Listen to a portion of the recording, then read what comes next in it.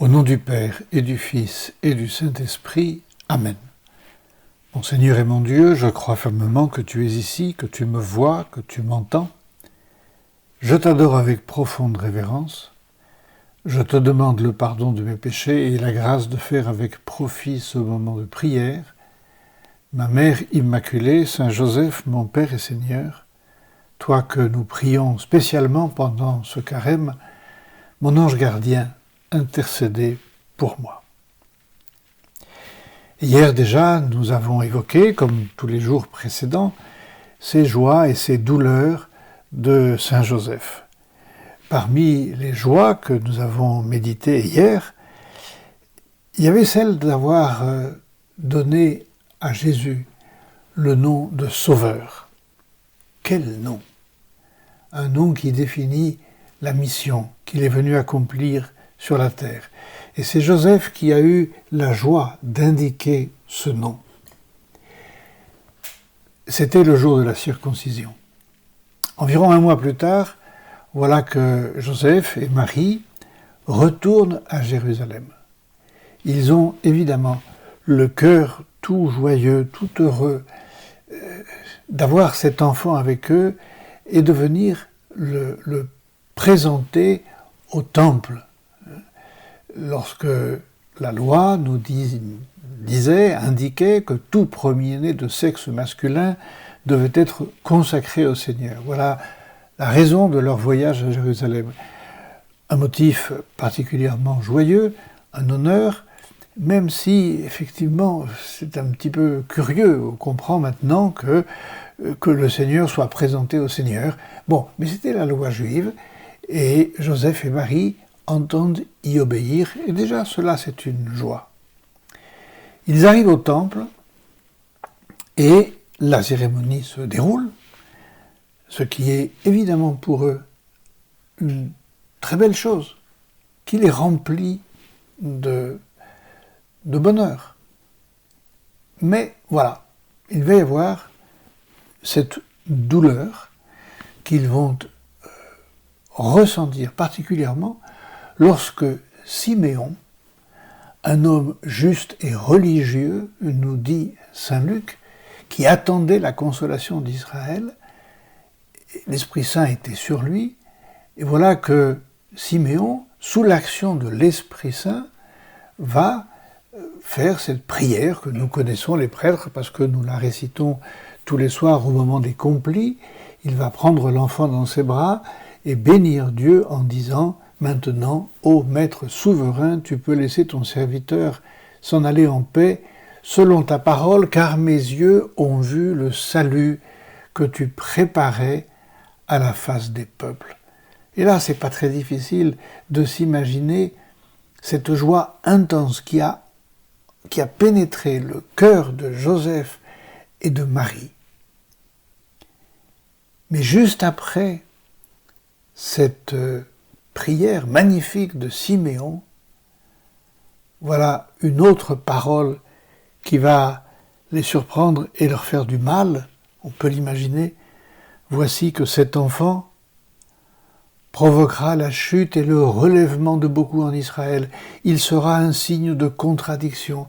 Et toi, dit-il à Marie, ton âme sera transpercée d'un glaive. Comment ont-ils pu réagir? Bien sûr, nous n'avons que l'imagination pour cela. Mais c'est pardonnez-moi l'expression, un coup de massue sur la tête. Et nous pensons à chacun d'entre nous, Seigneur, moi aussi de temps en temps, je reçois des coups de massue sur la tête, des nouvelles douloureuses, des choses qui me font mal, ce que nous appelons des croix, nous en avons, et elles nous font souffrir. Comme toi, Joseph, toi, Marie, tu as dû avoir un réflexe évidemment de souffrance bien naturelle en entendant ces paroles de Siméon. Mais à bien y réfléchir, cette douleur est accompagnée, voilà, d'une joie qui est d'entendre Siméon dire que cet enfant, Jésus, va provoquer le relèvement de beaucoup en Israël. Et là, Joseph se souvient, mais oui, c'est le nom que nous lui avons donné, Jésus, le Sauveur. Et voilà que la douleur de cette annonce est presque effacée avec la joie de comprendre. Et Joseph l'a-t-il compris tout de suite? Je ne sais pas. En tout cas, Marie était là. Et Marie a dû le consoler, lui dire « Mais non !» Elle a dû voir la tête qu'il faisait.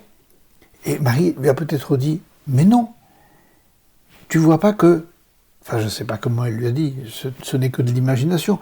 Mais tu comprends pas qu'il est en train, Siméon, de nous dire que Jésus est le Rédempteur. C'est lui qui vient racheter l'humanité. Oui, mon âme sera peut-être transpercée d'un glaive, parce que je ne sais pas comment mon Dieu a prévu que s'opérerait cette rédemption. En fait, c'était la croix, bien sûr. Mais Marie l'a accepté dans la foi. Et Joseph l'a aussi accepté dans la foi. Seigneur, puissais-je comprendre moi aussi, lorsque il y a comme cela des choses qui me font souffrir, mais est-ce que ces choses qui me font souffrir ne sont pas une manière de me rapprocher de toi? Peut-être, Seigneur, avais-tu même prévu cela? Ça, on a beaucoup de mal à le dire. Mais comment est-ce que Dieu a pu prévoir que je souffre, qu'il y ait quelque chose qui me fasse du mal? Jésus n'a pas prévu de nous faire du mal. Dieu ne prévoit pas de nous faire du mal. Il veut nous faire du bien. Et il sait que pour que ce bien nous atteigne, il faudra peut-être passer par une épreuve, comme le sportif qui sait très bien que s'il veut gagner sa médaille d'or, s'il veut être champion du monde, il va falloir qu'il souffre, entre guillemets, parce qu'il accepte cette souffrance, il la recherche presque, il veut la médaille. Seigneur, moi j'oublie peut-être ça, j'oublie peut-être que tu veux me sauver, que tu veux m'accueillir au ciel. Seigneur, j'oublie que tu m'as promis le bonheur éternel. Seigneur, je veux comprendre, aide-moi, Saint Joseph, aide-moi à comprendre, c'est une prière que nous adressons à Dieu, mais nous pouvons passer par Saint Joseph. Saint Joseph, aide-moi à dire à Dieu que j'accepte les efforts qu'il me demande de faire, que j'accepte la, entre guillemets, souffrance, parce qu'elle me rapproche de Jésus, elle m'aide même à ressembler à Jésus. Oh, que c'est compliqué. Vous avez du mal, chacun d'entre vous a du mal, et ben oui, mais la réalité, elle est là. La rédemption, ce mot un petit peu compliqué, qui veut dire le rachat, nous avons été arrachés des griffes du diable, nous avons été rachetés par la mort, la passion et la mort du Christ, nous avons été rachetés pour pouvoir entrer au ciel. C'est ça, cette certitude-là qui doit nous habiter. Vous avez peut-être entendu des jeunes, des enfants, ou peut-être même des adultes. J'avoue que personnellement, je n'ai pas vu ce film, mais tout le monde a entendu cette fameuse chanson de la Reine des Neiges, libérée, délivrée. Libérée, délivrée. Seigneur, je suis libéré des conséquences du péché originel. Je suis délivré des griffes du démon. Alors, Joseph a compris tout cela. Oui, ça a été dur d'entendre la prophétie de Siméon.